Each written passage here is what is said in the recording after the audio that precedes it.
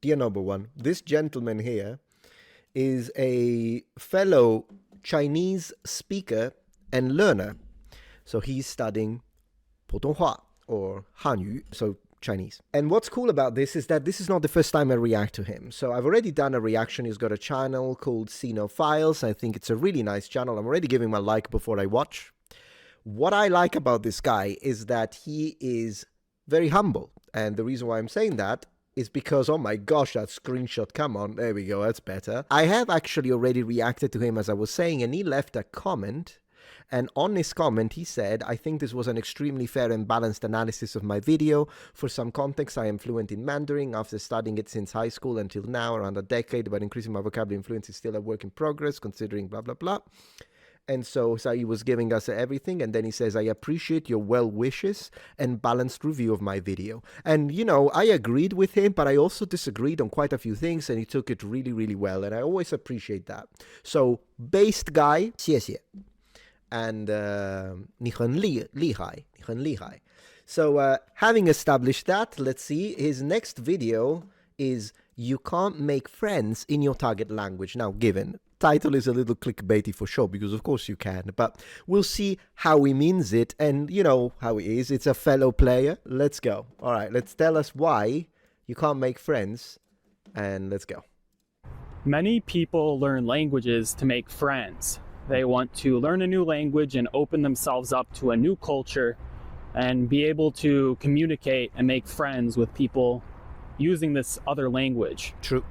They also think it's a great way to study, because you can use the language with people through conversation to improve your language abilities.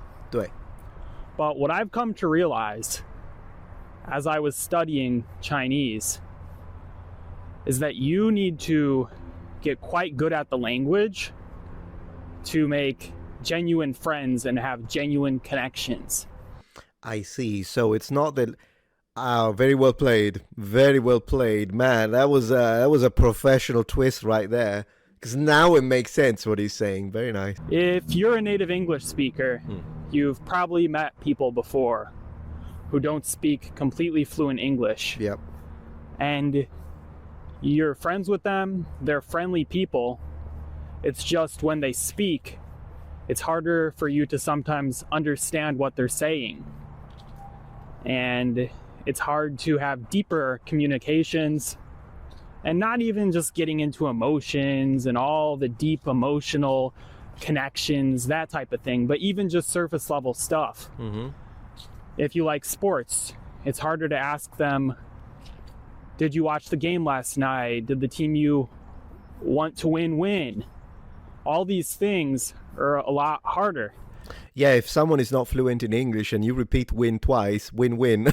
Isn't it a weird thing about English? You know what's funny also? So when it happens, the way you guys use do in English is also funny to me. Like when you say, I do, meaning, I don't know, I'm doing my homework, right? So you're doing something, actively doing something, one way to say do. But then you use it as an auxiliary for questions. So you say, do you like pizza? I mean, it's the same sound. You spell it the same way, but these are already monumentally different. And then when you say, no, I do enjoy playing the piano. So now it's emphatic. It's not a question. It's not the do that you mean to do something. So it's a third type of do. And I'm pretty sure there is another one. I'll have to think about it. We do it. We do it.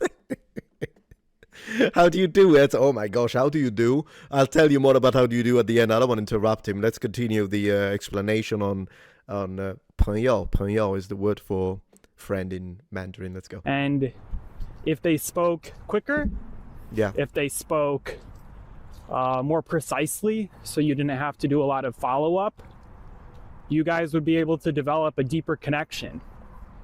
So when you're the language learner, if you can't say very much besides, hi, my name is whatever, I like this.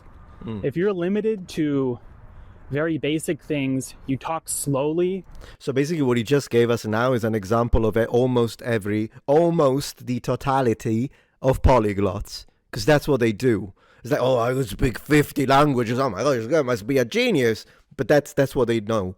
It's like, hi, my name is whatever, and but polyglot, buy my book. Am I right? Says the guy who's actually writing a book. I know, but at least you can see that I'm using my second language here. Do you know what I mean? But these, I freaking hate the polyglots. So anyway, sorry. And especially you talk with a heavy accent. Yeah. It's really going to hinder your ability to make friends and to use the language in a friendly manner with friends and develop connections. So if you're a beginner and you have this strategy, what do you need to do? How do you need to fix this? Okay, before he goes into the answer, two things I want to say. Thing number one, I actually appreciate that he said a heavy accent, because having an accent is actually not a problem. Some people fixate on, oh no, if I don't say it perfectly, they might not understand me. It's fine. I mean, I have an accent when I speak English. I know that people can tell I'm not a native speaker, but I would self-assess and say, objectively, I think I have a light accent. So people can understand. People know I'm a foreign language speaker. However, I'm understandable. Like, people can understand me. It's not a barrier for communication. So if you have an accent, it's fine. But if you have a broad accent, if you have a thick accent, then it's a problem, meaning a foreign accent. If you moved to freaking New Zealand and you picked up a thick Kiwi accent, it's fine.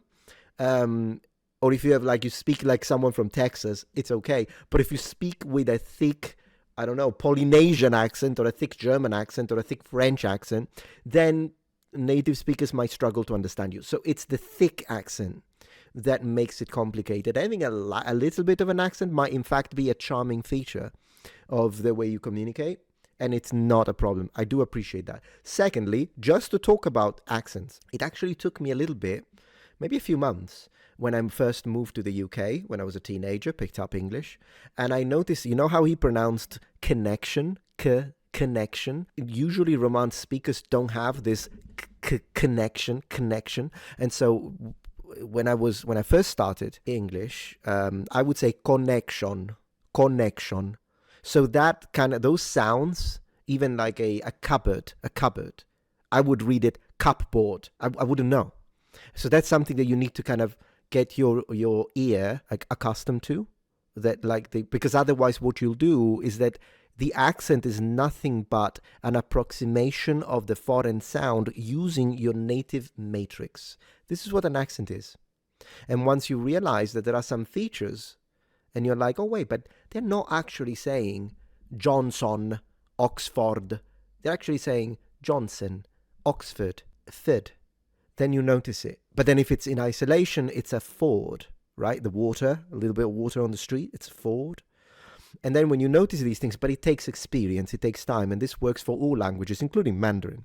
So and in fact, in Mandarin, it's even harder. You've got tones. If you have a heavy accent, meaning that you're effing up the tones, then people won't understand you unless it's like obvious from the freaking context, you know? What you need to do is you need to focus on pronunciation from the beginning. Agreed. Yes. That's important. You need to develop your listening. Mm-hmm. So if someone asks you a question, you are able to understand it and you don't give a response that doesn't make any sense. He's absolutely right. That's another thing. Beginners are afraid, terrified of not understanding to a point that they'll pretend to understand. Never pretend to understand. It's okay not to understand. So if someone asks you a question, 你叫什么名字? 你叫什么名字? In Chinese, and you don't understand, or whatever, in Japanese, in whatever it is, 何人ですか? Or in Italian, che fai di lavoro? If you don't understand it, just memorize a set phrase, maybe a pair of set phrases to say, sorry, I didn't understand, could you repeat that? Because that's awkward. If someone says something and you don't understand, that's not awkward. You're a foreigner. However, if someone says something you don't understand and you don't know how to say that, then that could become a little awkward, right? If you go like, sorry, I don't, that's a problem. So practice that. And so they say something, imagine like put me in a room with someone from Glasgow, I won't understand much, I'll be honest with you. So at least though, when he says something, I don't know what the heck he said, or a wee man, whatever it is, I will say, sorry, could you say that again? I'm not sure what you said. I didn't understand you. If you are fluent in saying that, not a problem. And then if you don't understand again, I mean, it is what it is at that point. Maybe you can ask them to slow down a little bit. Worst case scenario, you can have them write it down. Or maybe you can say, sorry, I had no idea. No idea, sorry. Let's talk about something else. You need to develop pronunciation. You also need to increase your speed with which you speak. Yes. You need to be able to speak a little bit faster. You don't have to speak incredibly fast. Mm-hmm. In fact, speaking too fast might make it a little blurry what you're saying, especially if your pronunciation isn't super clear. Exactly, man. I love this video. It's really good. Speed will come, but never at the expense of precision. And it's going to be in my book. I have a whole section about this. So before you reach speed, which comes with repetition, you have to make sure that said repetition is concise and correct. Because otherwise you will develop some mistakes that you will carry over. And then, as he said, exactly, the words blur together. You speak very fast. They don't understand. Once again, a bit of an awkward situation. So particularly if you're one of those who's a little inward, like the personality, right? You're a little, it's not easy. I'm not an outward person or not outgoing. Then you have to minimize those scenarios in which the situation might develop into a little bit of an awkward case. And so what you should do in that case is just make sure you slow down and make sure your pronunciation is clear, distinct, enunciate properly, and then speed will come. The reason why sometimes beginners fixate on speed is because they want to show off. They want to already appear to be so good. You don't have to be the best. This fixation, I need to be a genius. It's fine. If you're a beginner, act like it. Don't pretend to be fluent, because then this could happen because you don't have the ability to actually speak fast and still be perfectly understandable. I've been trying to slow down my own speaking when I make these videos, because I realize sometimes I talk a little too quick, and it's better to make your points. You can talk with a slow cadence. That's okay. But what I would prefer you don't do is have long pauses. That's the worst thing, is if there's long pauses. Sure. You can talk slower, word by word, but long pauses where you completely don't know what you're trying to say, those make conversing in the language a lot harder. So don't be demoralized by everything I've said. Actually, a silver lining here is that you don't need as sophisticated of a vocabulary as you might think. Yeah. You don't need to learn how to say words like elegant, like vivid, weird adjective words to make things poetic. You can get away with having a more basic vocabulary. But those words that you do learn, you need to pronounce them properly. You need to have them at the front of your brain, at the forefront of your mind, so you're able to produce them quickly when you're speaking, so you don't pause looking for the word. You need to understand all of the nuanced vocabulary in the domains you're interested in. Yeah, okay, sure. Well, once again, good points.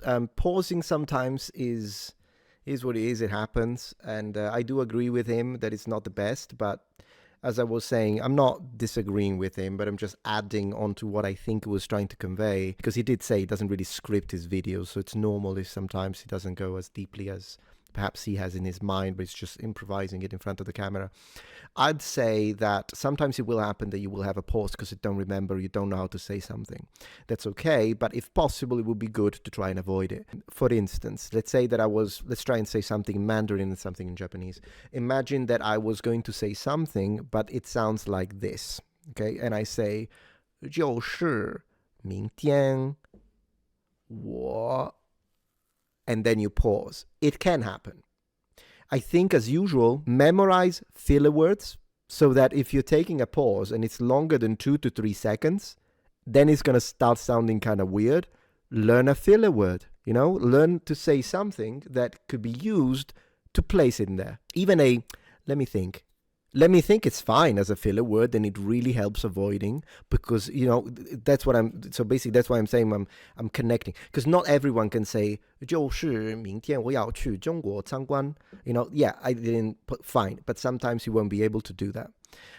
Likewise, if I wanted to say that in Japanese, I can say 明日は東京に行きたいです or 明日は東京に行ってみたいです. But the ability to say it quickly without thinking comes with a lot of experience. We're talking years. So at first it won't happen. You won't be able to do this, and that's okay. So when that happens and you have those 2-3 seconds and the other person, the interlocutor, starting to look a little weird because they're waiting for you to finish the sentence, learn to say something that you can put in there as a placeholder to give yourself a little extra time. So as I say, let me think, or that sort of vocabulary, expression. So that you can make friends in the native language who are also interested in those domains. Yeah. So if you like sports, domains is a learn big word. all the words associated with the sport you like. I agree. Learn how to say the names of some of the key players so that you can talk about them. Learn how to say your favorite NBA team.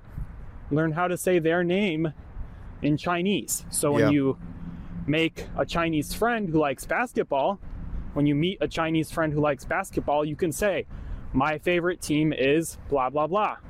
How do you say team in Chinese? Because, of course, my favorite would be 我的最喜欢的. So I could say, like, 我的最喜欢的城市是. So my favorite city is 北京. 我的最喜欢的城市是北京. How would I say team, though? I know I've seen it because it's in the like in the first year or in the second year book. It's just that I haven't used that word in so long. I know for a fact that the split second I stop recording, that's when I'm going to remember team in Mandarin, 100%. But yeah, my favorite, 我的最喜欢的, in Japanese, there would be 私の一番好きな, my favorite, and then you can add whatever it is. My favorite player is this. He's really good at shooting 3-pointers. Oh, wow. You can say all these things. Oh, their new coach is trash. I don't have a good hope for their future. You can say those types of things, and then you can develop a connection with people who have similar interests to you and have genuine conversations. Cool. But if you're limited to saying, I like basketball. Oh, yeah, of course. If that's all you can say, you're not going to make any friends with that. I agree. Yeah, they'll be nice to you. They'll nod their head. But they know that your communication is limited. And if they're bilingual, they'll switch to English. If they speak English, they're going to want to switch to English if they want to become your friend. Yeah. They'll amuse you. Oh, you speak some Chinese. Cool. True. Let's speak English, because then we can have a deeper conversation. Absolutely. Happens. They're not going to be able to be friends with you in the foreign language if you're too limited. You know what's funny?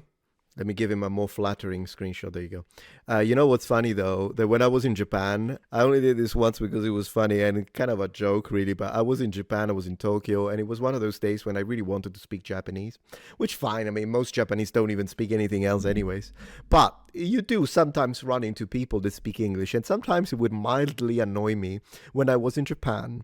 And I'm speaking Japanese to you. So I'm like, konnichiwa, watashi no namae wa Rafaelo desu, whatever.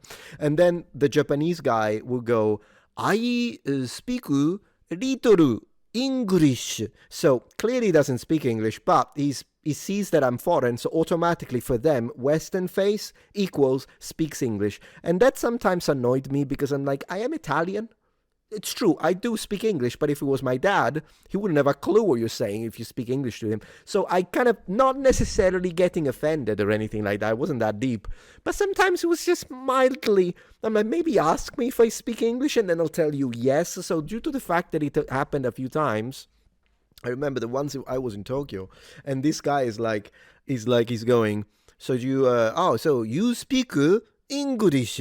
And I told him, so just as a joke, I said, no, sorry. So I said, すいません、イタリア人です。So I said, no, sorry, 英語できません. So as a joke, I said, no, sorry, I'm Italian. I don't speak English because I was sick of it. And the guy switched to freaking Italian. The only Japanese in the entirety of freaking Tokyo who spoke both sort of English and a little Italian. It had to happen to me on the one day when I didn't feel like it. So this guy is like, io parlo Italiano. He goes like this. So you know what I did? I said, sorry, I'm from Sicily. I don't speak actual Italian. I speak Sicilian. Da fino a parlare siciliano. So I spoke Sicilian back and he's like, oh. And then I said, no, I'm joking. You use Italian. It's fine. But like, you know, it would have been amazing to be, to be like, if the guy spoke Sicilian and he would like turned around, even made the face, the Sicilian face, and went, io parlo siciliano. Johnny.